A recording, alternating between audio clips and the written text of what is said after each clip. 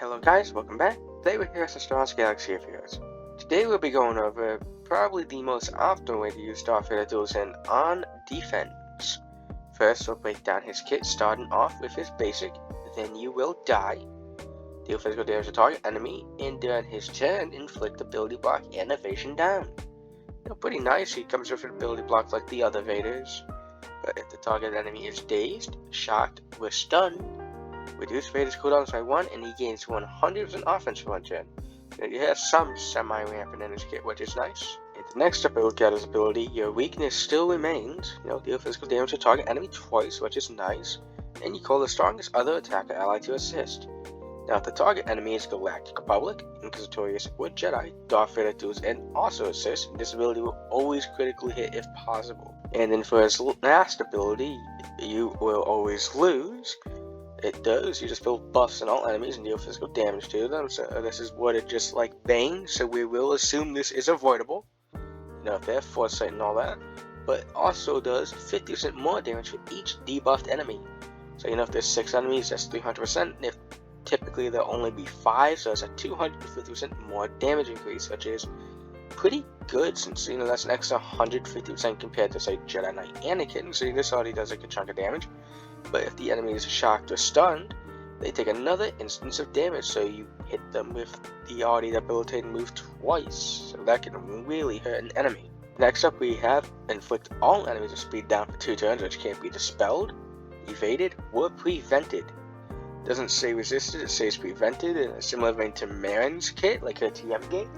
So I'm assuming that regardless, this is always going to apply, and they all lose 100% accuracy for 1 turn, which can't be evaded. Next up, we have enemies on inflict buff immunity for 2 turns, so extra debuffs are nice.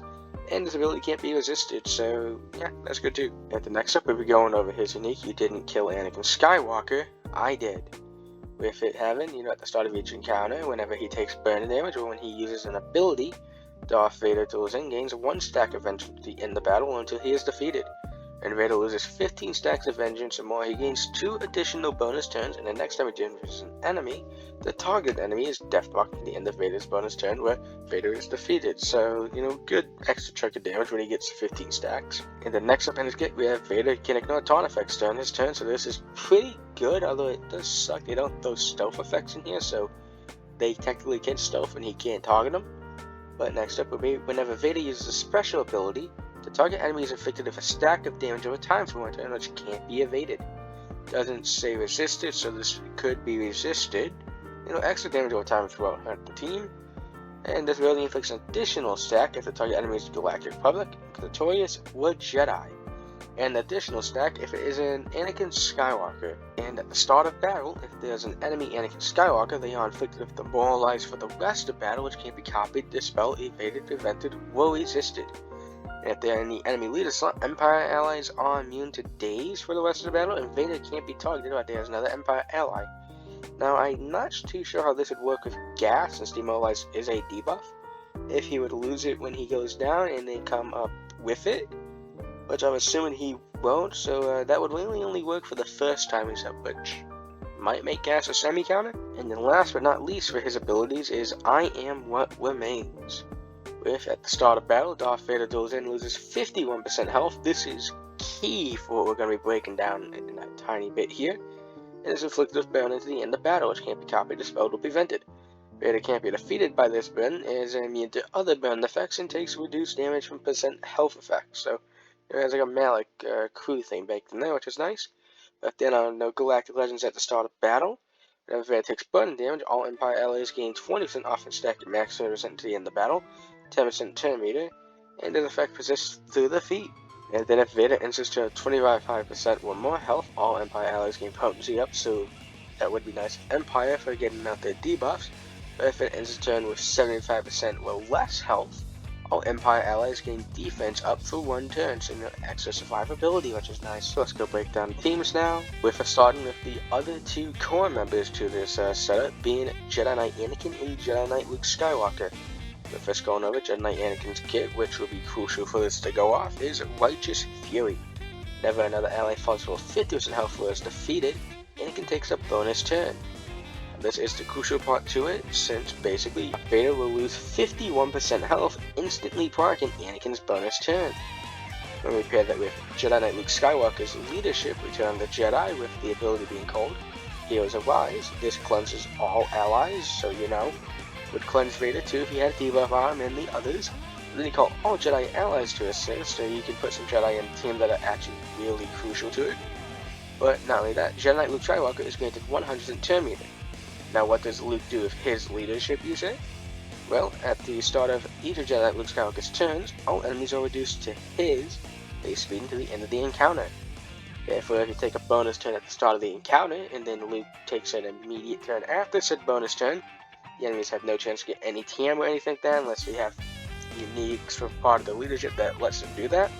Their base speed just got set to 112 speed, since that is what a Gear 13 Luke Skywalker looks like. And if that 112 speed wasn't bad enough, you also got to take into account that Luke has a team-wide unresistible stun. So basically, if your team isn't immune to stun or anything like that, they're going to get all stun at the start of battle. And if the enemy team, or the team that you're using, is at say 330-ish speed, and we pair that with Darth Vader's speed down, everyone here is going to get 3 to even 4 turns, depending on the members, which should easily let them blitz down multiple other teams, especially taking into account that Luke hits generally pretty hard. It's also reducing their thickness, which is nice. Basically, these 3 core alone, those guys basically make it where if your team isn't immune to stun, they can easily start just blitzing you, which is good.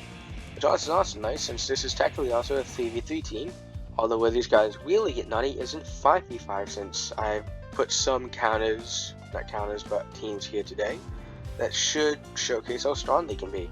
First, starting with the first wombo combo being Jedi Knight Revan and Kale.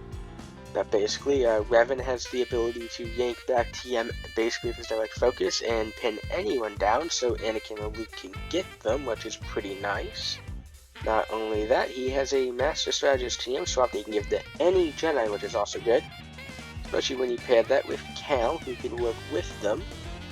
And, get out a very quick insta-kill, which, eliminates a key person on the enemy team, which is not good for you. Also pair this with the fact that since these two are going to be so quick, you should actually be able to get them, since Revan does gain 10 meter of basically some off enemy. Cal can increase his speed by 60.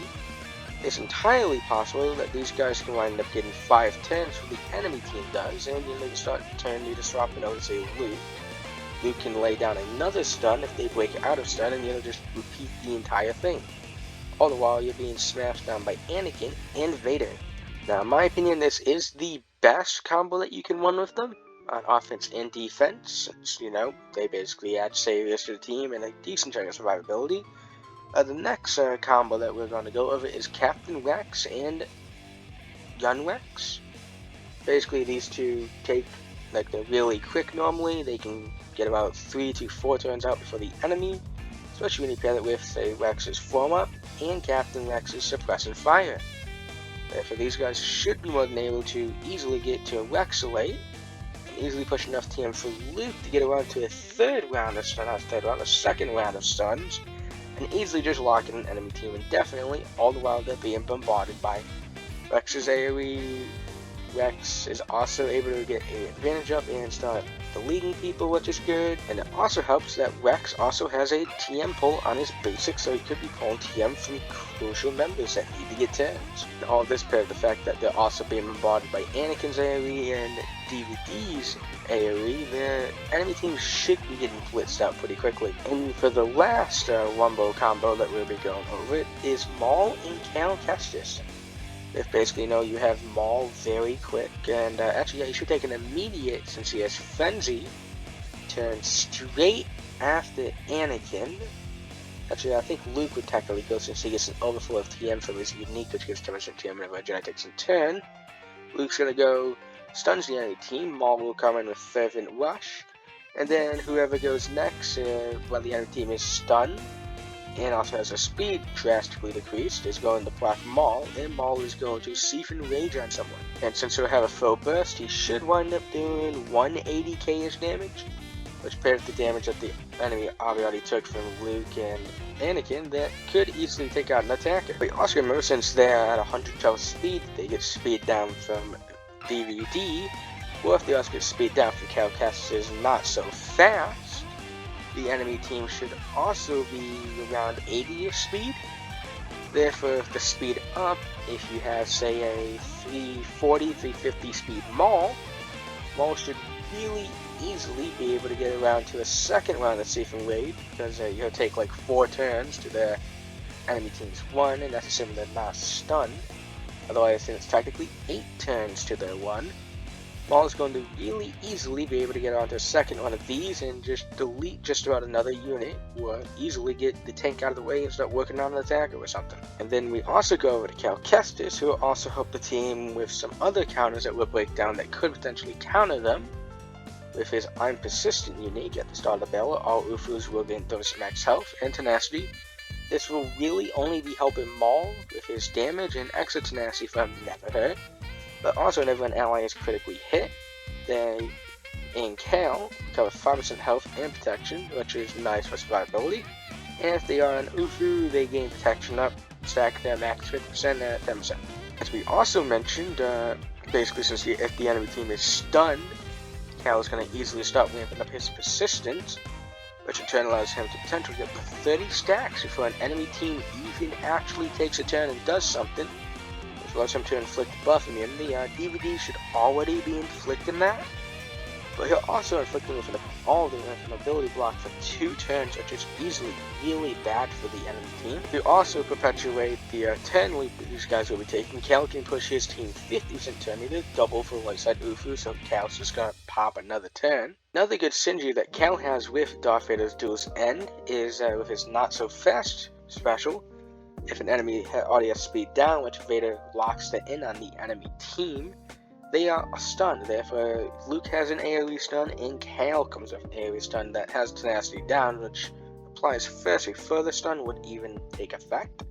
Therefore, they're more likely to get stunned, so they're basically extra control with Cal here. Which all of this paired with Maul, if it does work out where they do actually get to 30 stacks resistance, is entirely plausible for Maul to easily get around to a third, maybe even a fourth, like entire stacks of Seven Rage, which should just be the entire enemy team down at that point. Now let's go over teams that I think this should easily counter, with Zoe Bliss being one of the easier ones, since, you know, entire team just straight up stunned at the start of battle. All of them are rather slow. They don't really have a passive cleanse, but do have a passive way of gaining durability. We take into account that DVD has buff immunity in his kit. If he lands a good buff immunity on the tanks, he can easily blitz them down, or buff immunity on any of the like Hero Finn or Hero Poe.